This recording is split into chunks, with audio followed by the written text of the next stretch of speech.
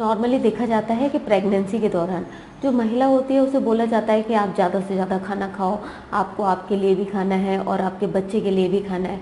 लेकिन यहाँ पर जो महिलाएं होती हैं उनके लिए सबसे बड़ी प्रॉब्लम ये होती है कि उनको जो नौशिया और वॉमिटिंग की फीलिंग होती है, तो ये उन्हें बहुत ज़्यादा परेशान करती है। तो इसकी वजह से ना तो वो खाना खा पाते हैं और उनका मन भी बहुत ज़्यादा चिड़चिड़ा रहता है। तो इस वजह से उनको काफ़ी सारा स्ट्रगल करना पड़ता है। तो आज की इस वीडियो में हम बात करेंगे एक ऐसी मेडिसिन के बारे में जो कि प्रेगनेंसी के दौरान वॉमिटिंग के लिए एक बहुत अच्छी मेडिसिन रहती है। तो आइए शुरू करते हैं। तो हेलो फ्रेंड्स, मैं हूं डॉक्टर शिल्पी वर्मा और आज का हमारा डिस्कशन का टॉपिक है एक बहुत ही important medicine सिम्फोरी corpus racemosa.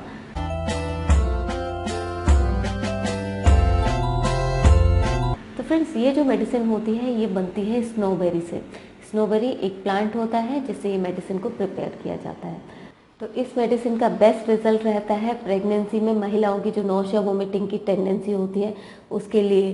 Patients को अगर जो है खाना से एवर्जन होता है, किसी भी तरीके का खाना उसे अच्छा नहीं लगता, तो उन सभी केसेस में एक बहुत अच्छी मेडिसिन रहती है। इसके साथ साथ ये एक बहुत ही अच्छी मेडिसिन रहती है अगर प्रेगनेंसी के दौरान जो पेशेंट है उसे कॉन्स्टिपेशन रहता है, गैस्ट्रिक ट्रबल्स रहते हैं, उसको जो है सोर बेल्चिंग्स आते हैं और हमेशा उसको मुंह के अंदर एक कड़वा टेस्ट बना रहता है। तब इन सभी केसेस में ये जो मेडिसिन है ये एक बहुत इंपॉर्टेंट मेडिसिन रहती है। इसके साथ साथ अगर पेशेंट को मॉर्निंग सिकनेस रहती है, वीकनेस बहुत ज़्यादा फील होती है और या फिर साथ में उसको जो है पैरों में स्वेलिंग भी स्टार्ट हो गई है, तो ऐसी सभी कंडीशंस में ये जो मेडिसिन रहती है ये इसके बहुत अच्छे रिजल्ट्स रहते हैं। मोस्टली प्रेगनेंसी के दौरान जो नौशिया, वोमिटिंग, कॉन्स्टिपेशन और गैस्ट्रिक ट्रबल्स की जो समस्या होती है, अगर हम रूब्रिक्स के थ्रू इनके लिए मेडिसिन को सर्च करते हैं तो हमें वही कॉमन ग्रुप ऑफ मेडिसिन मिलता है, जैसे कि नक्स वोमिका है, सीपिया है, कॉल्चिकम या इपिकैट मेडिसिन है। और इन मेडिसिन के टेम्प्ररी हमें रिलीफ मिल जाता है, लेकिन लॉन्ग टर्म में जो पेशेंट होता है उसकी सफरिंग से उसे रिलीफ नहीं मिलता है। तो अगर कोई पेशेंट है जिसमें ये सारे सिम्टम्स आपको मिल रहे हैं तो आप इस मेडिसिन का यूज़ करके उस पेशेंट को जो है लॉन्ग टर्म रिलीफ दे सकते हैं। इसमें जो एक और बहुत इंपॉर्टेंट सिम्टम रहता है वो ये रहता है कि महिला को किसी भी तरीके का खाना अच्छा नहीं लगता। ना तो उसे मीठे की डिज़ायर होती है, ना उसे खट्टा खाने की डिज़ायर होती है। हर तरीके के खाने से उसको बस एवर्जन होता है। तो ऐसी अगर कंडीशन किसी महिला को है तो इस मेडिसिन का काफ़ी अच्छा रोल रहता है।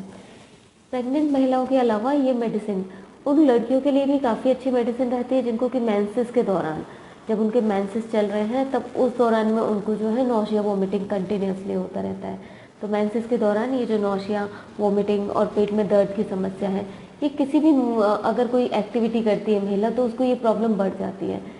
तो इस मेडिसिन का अगर हम जनरल एमिलियरेशन देखते हैं कि कब पेशेंट को आराम मिलता है, तो अगर जो महिला है उसे पीठ के बल लेटने पे अच्छा फील होता है, पीठ के बल लेटने पे उसको आराम मिलता है, उसको नौशिया वोमिटिंग की फीलिंग कम होती है, पीठ में दर्द जो है उसको कम होता है, तो ऐसी कंडीशन में ये जो मेडिसिन है इसका बेस्ट रिजल्ट्स रहते हैं।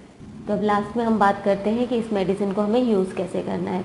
तो इस मेडिसिन को यूज़ करने के लिए आप मीडियम पोटेंसी का चुनाव करेंगे। 30 और 200 पोटेंसी में आप इस मेडिसिन को यूज़ कर सकते हैं और रिपीटिशन हमें करना है सिम्टम्स की सीवियरिटी के अनुसार। तो अगर सिम्टम्स बहुत ज़्यादा सीवियर हैं तो आप 2-2 घंटे में भी इस मेडिसिन की जो 4 पिल्स है रिपीट कर सकते हैं, या फिर दिन में 3 बार देना भी आपके लिए काफ़ी है। अगर आप 30 पोटेंसी में दे रहे हैं तो आप दिन में 3 बार दीजिए। अगर 200 पोटेंसी में दे रहे हैं तो दिन में 1 या 2 बार आप इस मेडिसिन को रिपीट कर सकते हैं। तो फ्रेंड्स, ये जो मेडिसिन है ये हमारी रेगुलर प्रैक्टिस में फीमेल पेशेंट के लिए एक बहुत ही इंपॉर्टेंट मेडिसिन है। सो आई होप आप इस मेडिसिन को यूज़ कर पाएंगे और उन जो पेशेंट्स हैं उनको आराम दे पाएंगे। तो फ्रेंड्स, इस वीडियो को हम यहीं पर समाप्त करते हैं। अब हम मिलते हैं नेक्स्ट वीडियो में। तब तक के लिए आप सभी अपना ध्यान रखें।